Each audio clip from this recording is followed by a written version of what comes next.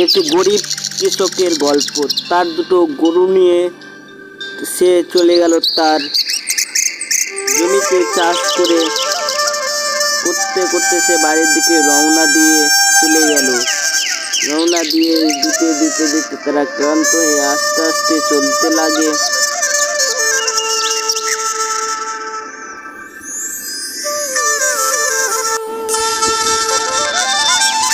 তার দুটোই গরু অনেক শক্তিশালী এবং ভয়ানক ছিল। সে চলে গেল তার মালিককে নিয়ে। গরুটি এক গুহার কাছে বসে বাস করত।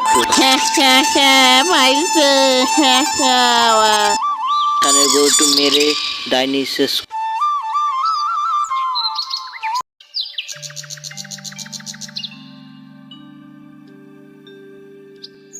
ভিডিওটি ভালো লেগে থাকলে চ্যানেলটি সাবস্ক্রাইব করে দাও।